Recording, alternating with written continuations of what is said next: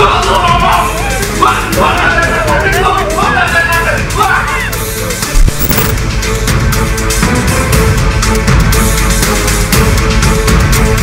langsung lapor ke Polsek Cakung. Ke Polsek Cakung. Rawamangun dulu. Rawamangun. Iya, tapi di situ emang nggak bisa nanganin karena. Oke, kejadiannya di Cakung. Akhirnya dirujuk ke Cakung. Ya, di Cakung juga nggak bisa nanganin juga.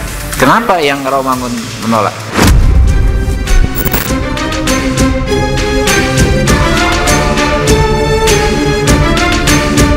Udah paham Jos ya? Udah paham nggak? Masalahnya udah paham? Saya hilaf. Hilaf. Bang bener bang merasa kebal hukum bang. Bang, kok hilaf berkali-kali bang? Tidak ada intervensi dari personel polisi militer di Angkatan Darat karena memang tidak ada kaitannya. Pelaku ini kasat mata terlihat dia sakit jiwa atau apa sih? Kami tidak bisa mengejas ataupun kami tidak bisa menentukan. Tega itu gitu kan? Kami akan melakukan pemeriksaan. Kami sudah baik-baik.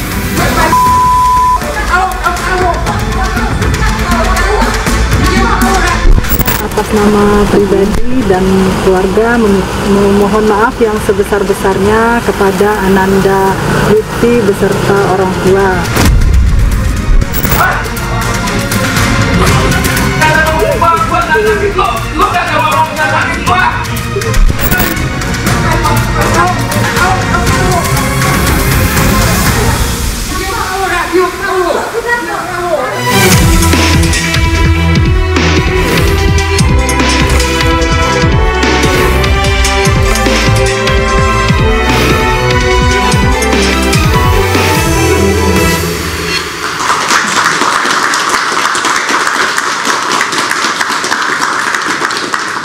Pemirsa, ketika penegakan hukum seolah harus menunggu sorotan media sosial, istilah no viral, no justice menjadi kenyataan pahit di negeri ini. Kasus penganiayaan karyawan toko roti oleh anak bosnya dan penganiayaan seorang dokter koas menjadi bukti nyata kekuatan dunia maya. Apakah keadilan harus menunggu banyaknya jumlah like dan share? Dan bukankah setiap warga negara sama kedudukannya di mata hukum? Bersama saya Anisha Dasuki. Dan saya Brea Baratelaya. Inilah Interupsi. No viral, no justice, netizen teriak, hukum bergerak. Dan pemirsa, kami akan membahasnya bersama para narasumber yang sudah hadir di studio Interupsi pada malam hari ini. Di sebelah kanan saya ada Arianto Sutadi, penasihat ahli Kapolri. Selamat malam Pak Arianto. Dan ada Suparji Ahmad, pakar hukum pidana. Selamat malam Pak Suparji. Baik, di sebelah kiri saya sudah ada juga Pak Jainuddin, pengacara korban yang bernama Dwi Ayu. Selamat malam Pak. Dan nanti juga akan bergabung bersama kami di studio ada Susno Duaji yang merupakan Kabar Eskrim Polri 2008-2009 ya. Dan sudah hadir juga bersama kami di floor ada Mbak Dwi Ayu Darmawati, korban penganiayaan. Saya mungkin pemirsa sudah mendengarnya di media sosial ketika Mbak Ayu ini dipanggil oleh DPR RI. Saya ingin berbincang-bincang mungkin lebih dalam dengan Mbak Ayu. Mbak Ayu, bisa dipakai mic-nya Mbak Ayu? Mbak Ayu, saya sempat baca-baca bahwa ini sudah penganiayaan yang kesekian kalinya. Benar begitu? Boleh cerita Mbak Ayu? Ya, benar. Sudah berapa kali? 2 kali. Dengan perlakuan yang sama Mbak Ayu? Kalau iya pemukulan. Pemukulan? Apa pelemparan barang gitu? Separah yang terjadi?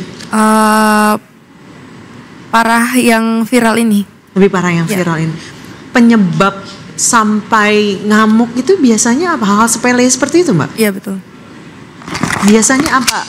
Apakah memang dia pelaku ini biasa menyuruh hal-hal di luar job desk kepada karyawan Mbak? Betul. Seperti apa Mbak misalnya? Contohnya yang penolakan saya juga itu, dia tuh suka nyuruh nganterin makanan, ngambilin air kayak gitu. Memang setiap harinya pelaku ini berada di toko roti milik orang tuanya itu Mbak? Iya karena toko itu gabung sama rumah pribadi. Mbak, informasi yang kami dengar bahwa Anda, Mbak Ayu ini dibayar di bawah upah UMR, benar? Bahkan menunggak katanya bayar. Betul. Boleh diceritakan Mbak Ayu? Boleh diceritakan Mbak Ayu? Ya, seperti saya memang seperti apa deal-dealan kerjanya sampai. Jadi kerja di situ tanpa ada tanda tangan kontrak, hanya tahap interview. Kerja berapa jam satu hari Mbak Ayu? Karena di situ kekurangan orang, jadi saya setiap bulan selalu lembur. Itu kerja dari jam 6 sampai jam 12 malam. Sampai jam 1 juga. Jadwalnya cuma sampai jam 10, tapi karena kekurangan orang jadi jam 6 apa nih? Jam 6 jam 6 pagi sampai jam 12 malam? Yap. Lemburnya dibayar Mbak? Lemburan dibayar, tapi kalau udah lewat jam nggak ada uang tambahan. Oke. Katanya sempat nunggak juga Mbak pembayaran? Gaji saya yang bulan Oktober belum dibayar. Itu setelah kejadian ya berarti? Ya. Terus kemudian Anda sempat bercerita ketika dipanggil oleh DPR bahwa itu kejadian tanggal 17. Betul. Anda lapor tanggal 18, sempat ditolak di Rawamangun, kemudian pindah ke Cakung. Cakung juga katanya tidak ditindaklanjuti. Di Cakung sepertinya dia tidak memadai ya. Di situ akhirnya dia rujuk saya ke Polres Jakarta Timur. Oh, di situ ditindaklanjuti. Yep.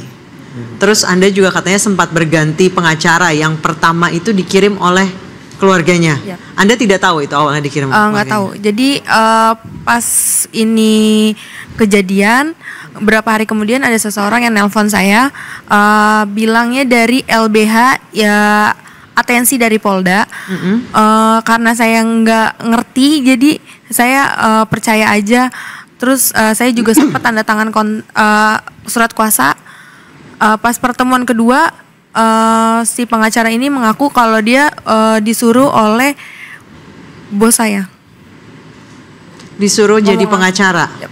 Alasannya apa? Katanya biar ngawal kasus saya sampai selesai katanya. Biar untuk mempermudah membebaskan anaknya kah atau bagaimana? Kurang tahu kalau itu. Tapi ketika berjalan kasus itu Anda merasa dibela oleh pengacara itu? Itu apa ya? Belum lama, jadi orang tua saya langsung ganti ke pengacara yang lain. Nah, yang pengacara kedua ini katanya orang tua Anda sampai jual motor. Betul. Segala. Itu katanya cuma minta uang doang.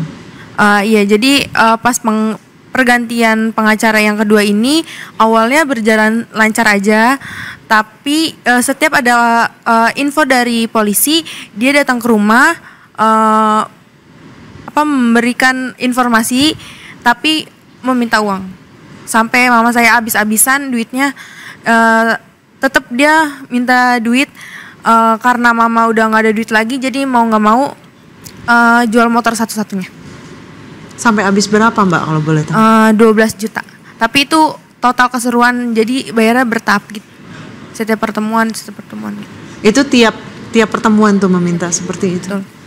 Tapi ada perkembangan kasusnya kah? Apakah pelakunya diperiksa? Gitu? Jadi saya cuma stuck sampai BAP. Stuck sampai BAP itu pun hanya Mbak Ayu yang di BAP? Setahu saya itu. Pelaku nggak sama sekali? Mungkin orang tua si pelaku. Nah, ketika Mbak Ayu melaporkan kasus ini ya Mbak Ayu, video ini sudah Mbak Ayu bawa? Baru saya kasih karena saya tuh awalnya nggak ngerti kalau emang itu tuh harus dikasih juga. Saya kira kan barang buktinya, karena kan saya pas awal itu udah ngasih baju yang ada darahnya. Saya kira itu cukup. Ternyata saya baru tahu kalau itu kurang untuk. Anak Mbak Ayu untuk sampai memviralkan video ini pasti kan butuh keberanian. Pernah menerima ancaman atau apa dari? Pas viral, bos saya bilang kalau nggak hapus videonya, saya bakal laporin kamu ke polisi. Sempat menerima ancaman seperti itu? Tapi itu kan lewat via chat ya, tapi itu dihapus sama dia. Tapi untungnya udah saya SS. Udah di screenshot ya. Betul. Ketika itu Anda sempat bertanya apa alasannya, mengancam apa atau membalasnya? Enggak, saya nggak tanya. nggak menanggapi ya. Itu bos Anda atau pelaku? Bos. Nah, selama anak bos Anda menganiaya, tadi Anda menyebutkan 2 kali ya, Mbak Ayu ya. Bos Anda membela atau berusaha untuk menahan anaknya? Dengan yang kita lihat aja di video, orang tua si pelaku ini sempat menengahkan, tapi emang kan ditarik juga sama si pelaku, jadi mungkin dia juga nggak punya kekuatan juga kan buat nahan anaknya. Pegawai yang lain pernah menerima penganiayaan ataupun penghinaan oleh? Kalau untuk pelemparan hanya ke saya, tapi verbal ke karyawan yang lain. Memang sering seperti itu. Baik. Oke. Saya boleh ke Pak Arianto. Pak Arianto, begitu lama 1 bulan sampai akhirnya pelaku ditangkap, viral tanggal 13. Ya Pak, Ya. benar, baru 13, baru kemarin ditangkap. Itu sebenarnya apa yang salah, Pak? Apakah memang no viral no justice? Ya, itu salahnya polisi. Salahnya polisi tidak segera menangani laporan yang disampaikan oleh rakyat. Kenapa begitu? Polisi itu adalah penegak hukum. Dia sebagai gerbang pertama untuk menangani setiap pelanggaran hukum, terutama pidana ya. Pidana itu kalau polisi tidak melakukan penyidikan, maka hukum tidak bisa ditegakkan. Nah, padahal tahun 2009 saya masih Kadipinkum. Saya sudah menyusun SOP bagaimana cara menangani pelayanan yang baik di bidang penegakan hukum. Yaitu yang saya ingat ya, nomor 1, polisi dilarang menolak laporan. Meskipun kondisinya tidak memadai, tadi Mbak Ayu bilang ya, mungkin pokoknya polisi dilarang menolak laporan. Polseknya kecil gitu. Meskipun lokus deliktinya tidak di situ, tapi harusnya waktu itu saya ingat terima dulu, kemudian berarti bisa jadi kasusnya Mbak Ayu dianggap nggak penting gitu oleh polisi. Nanti saya ceritakan kenapa kasus itu ditolak oleh itu ya. Oke. Saya ceritakan dulu ini. Jadi kalau tadi ditanyakan itu 1 bulan kok baru ditangani, itu salah besar untuk polisi. Karena polisi itu harusnya cepat menangani ya, dalam prosedurnya seperti itu. Menangani, dan apabila ada laporan ini nggak memenuhi syarat gitu, dia kasih tahu, oh ini misalkan lokus deliktinya sana, laporannya diterima kemudian diserahkan ke yang sana. Dan harusnya polisi teorinya yang menyerahkan, begitu. Ya. Bukan mempingpong korban begitu, ya. Tapi sekarang yang bergulir ya, setiap orang laporan itu harus di SPK dulu, dicek dulu apakah cukup ini suatu pidana atau bukan, alat buktinya cukup apa tidak. Sekarang yang dilaksanakan oleh polisi di pelayanan terdepan gitu. Nah inilah yang menurut saya ini salah satu aspek kenapa itu sehingga itu bisa terlambat ya. Jadi kalau saya mau mengatakan tadi ya, polisi kenapa kok kemudian menelantarkan itu tadi ya? Biasanya dalam pengalaman yang saya lihat itu, keterlambatan penanganan itu ada paling tidak 3 faktor. Jenis kasusnya yang keluarkan atau dari korban, kemudian pelaku, aspek pelaku ataupun aspek petugas yang menerima, dan yang ketiga sistem pengawasan yang terjadi di kesatuan itu. Oke, tapi kemudian kita akan coba kembali ke belakang ketika proses pelaporannya ke Pak Jainuddin. Pak Jainuddin, waktu itu kan Bapak kan berarti bukan pengacara pertamanya. Ya, betul. Berarti Bapak pengacara yang ketiga. Ya. Ketiga sejak menangani kasus di tanggal berapa Pak waktu itu Pak? Tanggal 15. Tanggal 15 Desember kemarin Ya, ini. betul. Nah, ini kan sudah ada kasusnya di Polres Jakarta Timur. Nah, bagaimana kemudian waktu itu proses penolakan korban sejak awal pelaporan tanggal 17 Oktober ketika kejadian sampai akhirnya sekarang baru viral kemudian bisa ditangani, Pak Jainuddin? Ya, jadi setelah saya dalami sejak saya terima surat kuasa tanggal 15 itu, bahwasanya pertama melaporkan itu adalah di Polsek Pulau Gadung. Tapi dengan alasan di situ bukan tempat kejadian perkara atau wilayah hukum Polsek Pulau Gadung, maka diarahkan ke Polsek Cakung. Ya, di Polsek Cakung pun demikian, karena keterbatasan SDM, mungkin di sana tidak ada unit PPA, diarahkanlah ke Polres Jakarta Timur. Di sana pun di Polres Jakarta Timur laporan itu diterima hampir menjelang subuh. Ya, coba bayangkan seorang perempuan dengan luka yang selain luka sobek juga luka lebam, ini layak sebenarnya harus dirawat saat itu. Karena keterbatasan finansial, dia terpaksa nggak ada gitu loh. Perawatan itu harusnya dirawat. Karena luka itu bahkan ada yang di dekat, mohon maaf ya, alat vitalnya seperti itu gitu loh. Oke. Karena seperti dalam video itu gitu dengan membabi buta gitu. Makanya saya duga gitu nih. Bisa aja diduga ada perencanaan untuk membunuh gitu loh. Oke. Tapi waktu ketika Bapak dikasih surat kuasa di tanggal 15 Desember, waktu itu Anda melihat penanganan kasusnya dari awal tanggal 18 Oktober sampai sekarang itu mandek atau berjalan tapi lambat atau seperti apa, Pak? Ya, berdasarkan informasi dari kepolisian bahwa penanganan kasus itu sebenarnya sudah sesuai SOP dan secara profesional. Hanya dalam alat bukti itu Ayu ini tidak menyertakan video yang sekarang viral itu. Nah, apakah butuh jempol-jempol netizen untuk mempercepat sebuah kasus? Kita akan kembali usai jeda, tetap bersama kami di Interupsi. Mas Susno, selamat datang Pak Susno.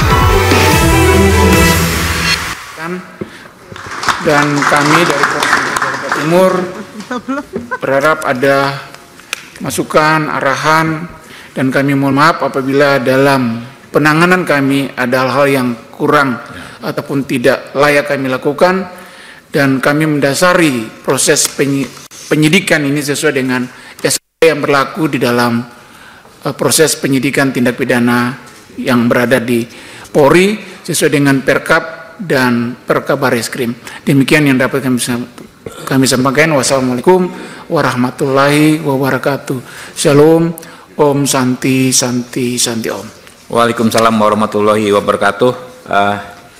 Sebelum ke rekan-rekan anggota, sedikit saya konfirmasi ke Pak Kapolres. Ini pelaku ini kasat mata terlihat dia sakit jiwa atau apa sih? Mohon izin Pak, itu kalau kasat matanya seperti yang disampaikan oleh Bapak yang terhormat Ketua, tapi kami tidak bisa mengejas ataupun kami tidak bisa menentukan. Itu gitu kan? Kami akan melakukan pemeriksaan. Jadi kayak bukan manusia gitu loh. Kami akan melakukan pemeriksaan psikologis yang bersangkutan. Iya, tapi jangan jadi alasan pemaaf nanti Pak. Siap. Ya. Oke, mungkin langsung suhu kita Pak Rikwanto.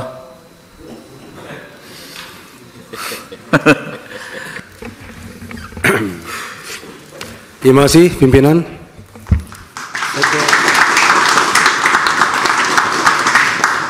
Ya, ada kembali di Interupsi pemirsa dan saya pengen ke Pak Susno dulu. Pak Susno, ini kan dari awal kasus berjalan sepertinya sudah ada yang salah nih ya, karena di oper-oper istilahnya, di Polsek ditolak 2 kali baru kemudian ke Polres. Ini yang salah di mana, Pak?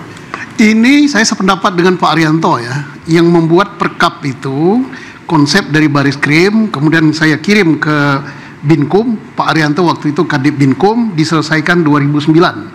Itu Perkap pertama tentang penyidikan, nggak tahu sudah diperbaiki apa belum, dan intinya tidak ada yang namanya menolak laporan, mau itu di Polsek, mau itu di Polair, mau itu di Pos, silakan.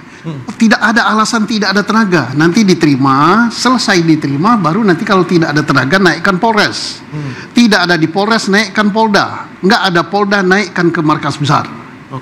Dan ingat, ini perkara bukan delik aduan. Polisi tahu ini nggak perlu ada laporan. Nggak perlu ada video-video viral dulu baru. Lah, ini no viral, no justice. Apalagi tadi Kapolres mengatakan di depan Komisi 3 sudah sesuai dengan apa itu? SOP. Sesuai dengan yang mana? Lah inilah koreksi ya untuk adik-adik junior, rusaknya citra kita karena model-model begini. Lah makanya Komisi 3 ya evaluasi lah Kapolresnya itu. Gimana Kapolres tangani gini aja sampai berapa namanya 15 hari baru tangkap ya. Kalau mau mati udah mati dulu. Nah kemudian juga baik sekali ini kasusnya kan menyangkut ketenaga kerjaan. Kita singgung aja pada kesempatan ini, di mana Disnaker suku dinas apa namanya Jaktim Jakarta Timur ya, di mana Disnaker provinsi ngapain aja loh, anggarannya dihabisin. Pernah nggak meriksa orang yang gajinya di bawah ini, jam kerjanya gini, terjadi kekerasan? Ya, halo Disnaker. Ya, anak buahnya siapa ini menterinya sekarang ini Disnaker ya. Jangan dibebankan pada polisi semua. Disnaker yang bertanggung jawab terhadap hal ini. Nah, setelah kejadian ini, Disnaker sudah meriksa tempat itu apa enggak? Kemudian yang bagian ngizinin usaha itu sudah meriksa nggak? Sampai sekarang masih buka loh Pak, tokonya katanya. Lah, inilah kan yang bikin warga Indonesia ini tidak puas sama pemerintah kita begini. Disnakernya diam saja, kemudian apa itu yang ngizin-ngizinkan itu diam saja, polisinya letoy kayak gini juga. Nah, jadi cocok. Tadi nanya siapa yang bertanggung jawab, gitu. Ya yang bertanggung jawab jelas siapa yang paling tinggi. Tidak ada prajurit yang salah. Yang salah ya Kapolresnya. Oke. Saya ke Pak Suparji. Pak Suparji berapa pasal tadi? Verbal, non verbal. Tadi Mbak Ayu cerita gaji di bawah UMR. Lembur lebih dari 12 jam, bahkan dari jam 6 pagi sampai jam 12 malam. Setelah kasus ini Mbak Ayu laporan ke polisi, gajinya ditahan pula. Disnakernya mana itu? Berapa pasal itu? Penganiayaan juga? Sampai sejauh ini kan pengancaman juga tadi sempat ada WhatsApp kan gitu.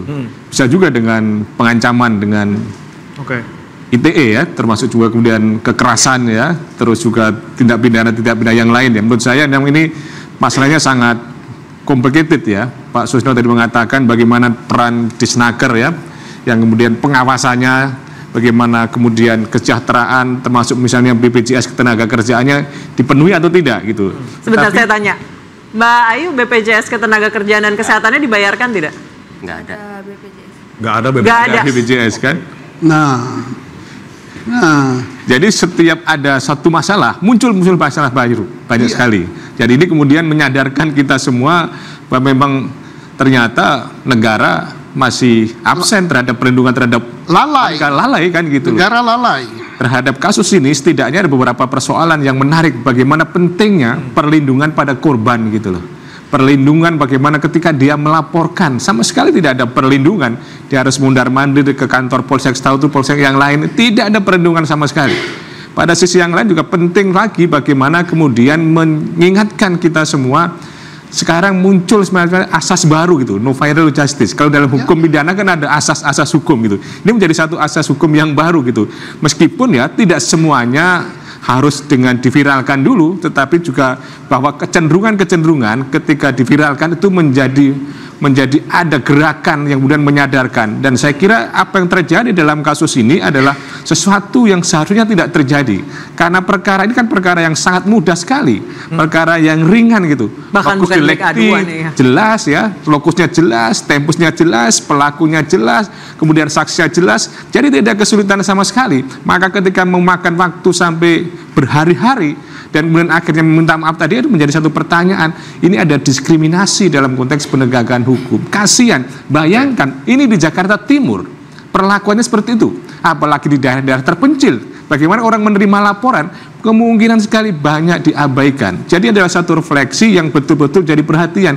Di Jakarta Timur saja orang melaporkan itu kemudian diabaikan, apalagi di kampung-kampung. Menurut saya ini menjadi satu hal yang sangat-sangat tidak boleh terulang lagi di masa yang akan datang. Dan penting menurut saya adalah bagaimana ada proses yang cepat. Menarik tadi dari ketua komisi tadi, jangan sampai jadi alasan pemaaf. Karena soal kejiwaan tadi itu, menurut saya tidak benar kalau kemudian akhirnya dimaafkan atau kemudian dibenarkan tindakannya. Harus ada pertanggungjawaban hukum oleh yang bersangkutan. Dan tadi Kapolres masih mengatakan bahwa perlu pemeriksaan apakah dia dimaafkan atau tidak. Menurut saya tegas-tegas sekali tidak perlu dimaafkan karena bisa dipertanggungjawabkan. Nanti biarlah hakim yang akan menilai gitu. Baik, saya ke Pak Jainuddin. Pak Jainuddin, sejauh ini pelaku sudah ditangkap. Apa pembelaan dari pelaku? Kita akan tanyakan nanti jawabannya usai jeda. Tetap bersama kami di Interupsi.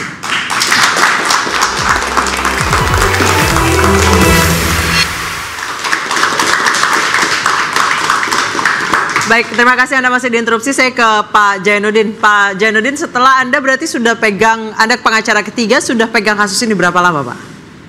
Berarti 4 hari. Baru 4 hari. Sudah ada perkembangan apa selama 4 hari dibandingkan 2 pengacara yang lain? Ya, saya menyikapi bahwa pada kasus Ayu ini memiliki 2 aspek. Aspek hukum dan aspek moral. Ya, selain kekerasan seperti yang kita lihat, aspek moral adalah dipertunjukkan gitu loh oleh bosnya sendiri, dengan berkata kasar, berkata yang tidak manusiawi, bahwa kamu itu orang miskin, kamu itu babu. Jadi kamu tidak mungkin melaporkan saya ini kebal hukum gitu loh. Pada saat dia ditunjuk sebagai babu, maka hapuslah itu yang namanya karyawan. Karena yang namanya babu suruh cium kaki pun bisa. Bayu, Anda sering menerima penghinaan, Anda atau karyawan yang lain sering menerima penghinaan seperti itu? Yang saya tahu biasanya kata-kata kasar. Kata-kata kasar sering terlontar ya? Penghinaan-penghinaan ya? Iya, kurang lebih seperti itu. Biasanya itu terjadi kalau Anda buat kesalahan atau apa gitu? Kayak si pelaku ini minta sesuatu tapi nggak kita turutin gitu, dia marah.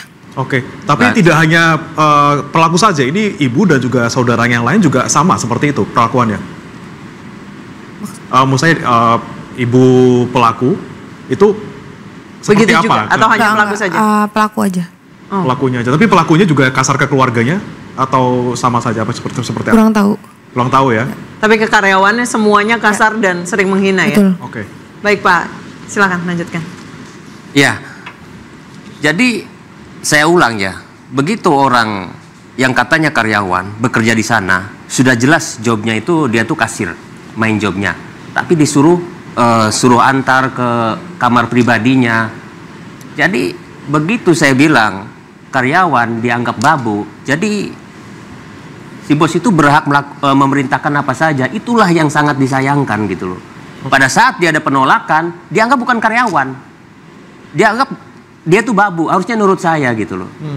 Jadi dengan gelap mata seperti yang kita saksikan dalam video itu, itulah fenomena yang terjadi. Makanya netizen sekarang ini lebih melihat aspek moral itu gitu loh.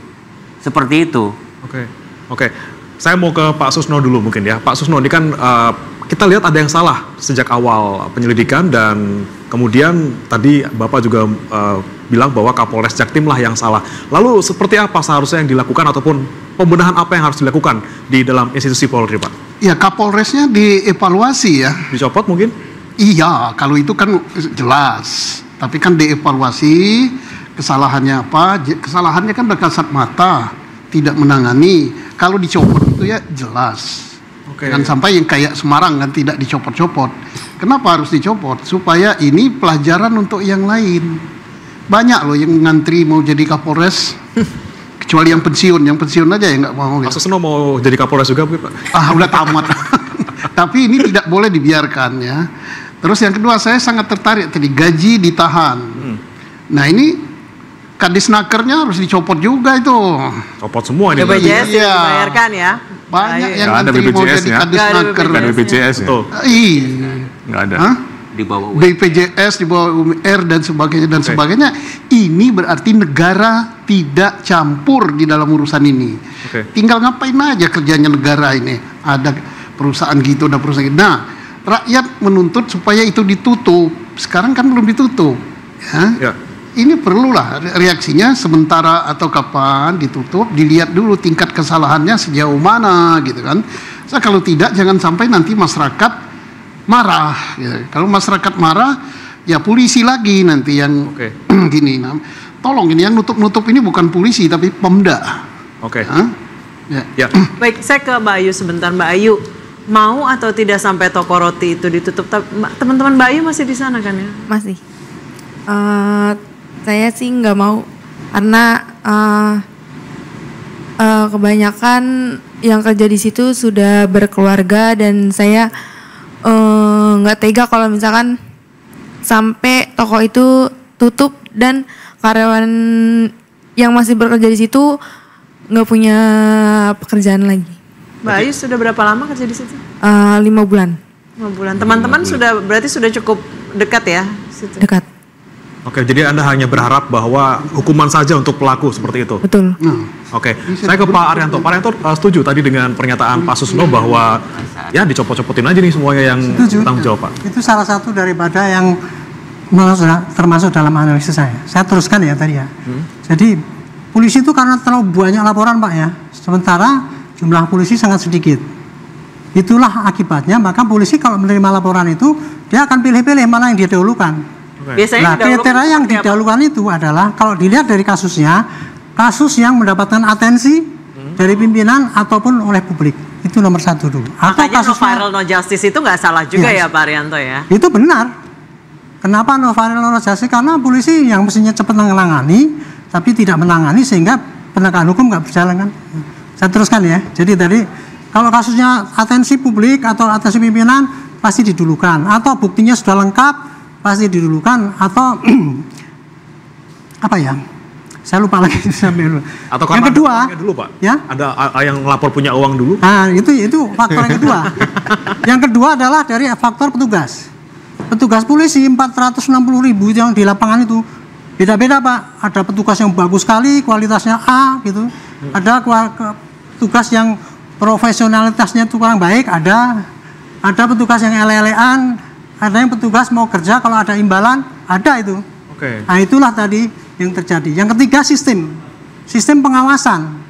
Kalau pengawasannya itu kuat daripada Kapolsek ataupun Kapolres melihat bawaannya itu kerjanya dengan baik apa tidak, ada LP ini hari ini bisa langsung ditindaklanjuti apa tidak, itu tidak akan mungkin terjadi keterlambatan kayak gini, nggak usah ada pakai viral.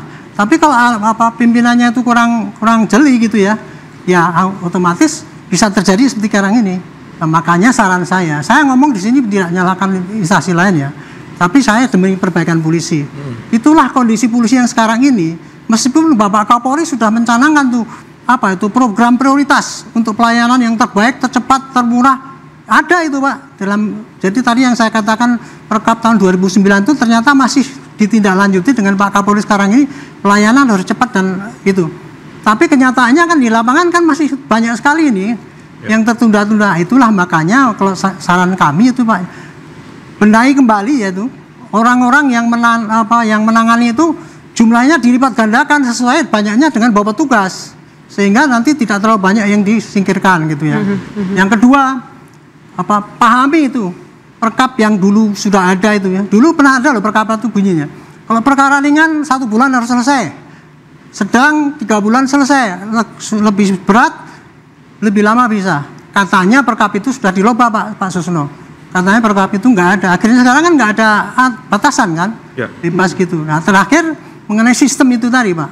Sistem itu kalau mau ketat, apabila terjadi pelanggaran sistem, ya ditindak secara tegas. Itu tadi. Karena kalau selama ini ya, keterlambatan itu, saya lihat belum pernah ada itu kode etik yang dijatuhkan kepada para kepala pimpinan itu, kalau ini terlambat gitu. Yang disalahkan paling cuman petugasnya yang nangani. Tapi pimpinannya yang bertanggung jawab, tidak ada reaksi apalagi menjadi ukuran daripada kualitas pimpinan daerah. Nah ini kalau mau memperbaiki ini no viral no justice, 3 itu tadi harusnya semua dikeroyok dan diperbaiki. Saya ke Pak Suparji. Pak Suparji, pembenahan apa yang harus dilakukan segera?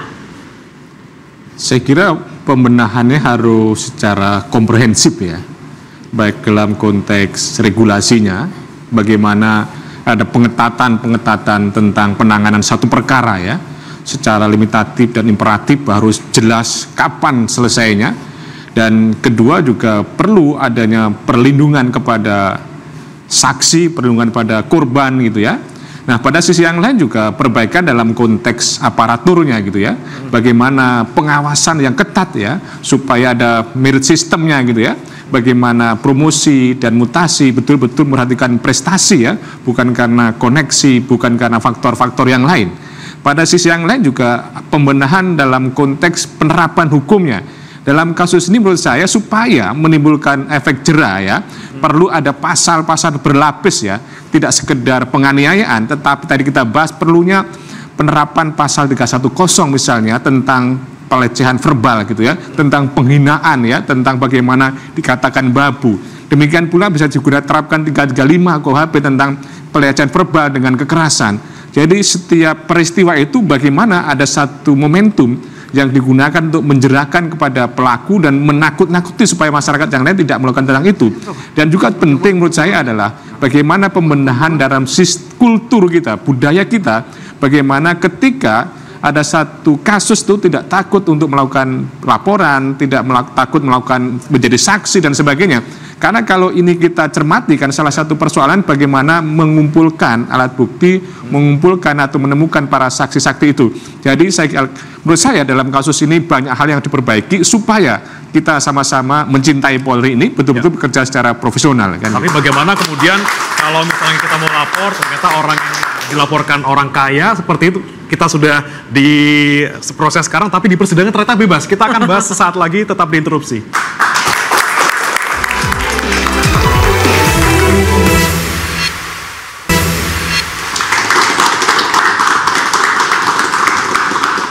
Ada kembali di interupsi dan singkat saja ke Pak Zainuddin. Kedepannya seperti apa langkahnya? Jangan sampai nanti ternyata di sini diproses tapi di persidangan malah lolos. Yang di Surabaya. Betul. Ya, kita tunggu aja janji Bapak Kapolres nih pada saat di Komisi 3 dia akan memproses kasus ini dengan segera.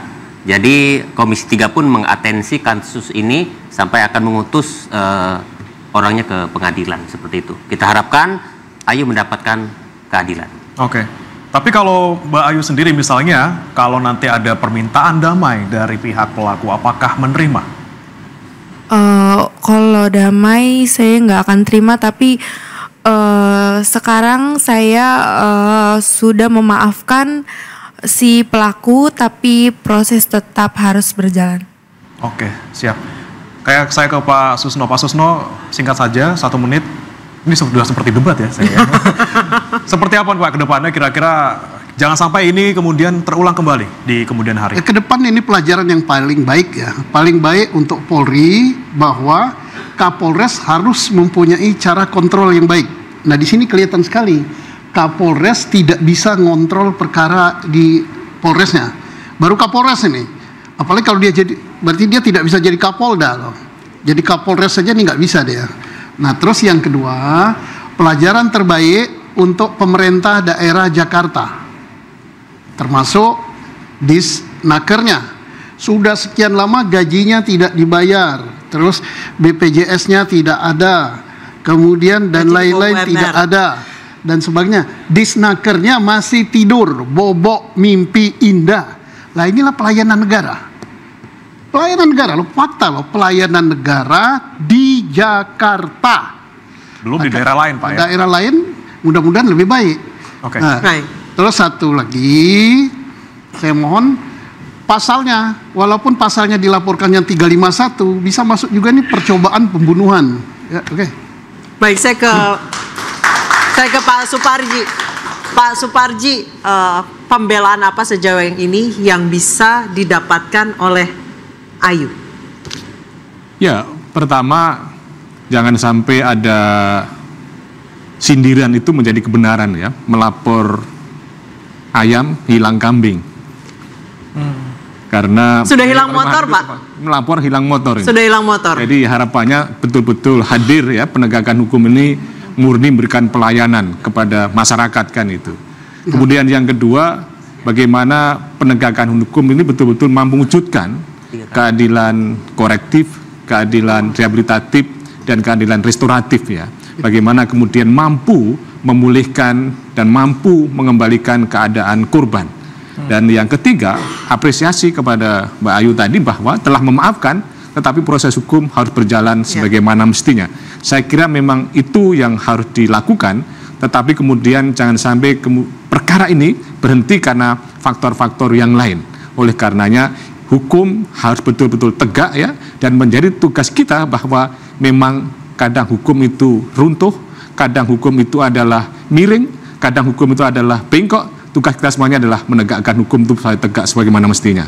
Oke. Baik, Pak Haryanto sebagai penasihat ahli Kapolri terkait kasus ini, apa yang ingin Anda laporkan ke Pak Kapolri?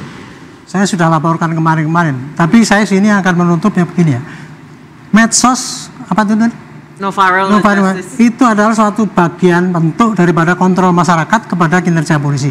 Silakan itu terus dikobarkan ya, ini bisa ditanggapi oleh polisi sebagai kritik. Dan itu untuk menyatakan bahwa polisi walaupun sudah maksimal berbuat, tapi di celah-celah yang mereka bekerja dengan baik, tapi masih ada yang kurang baik.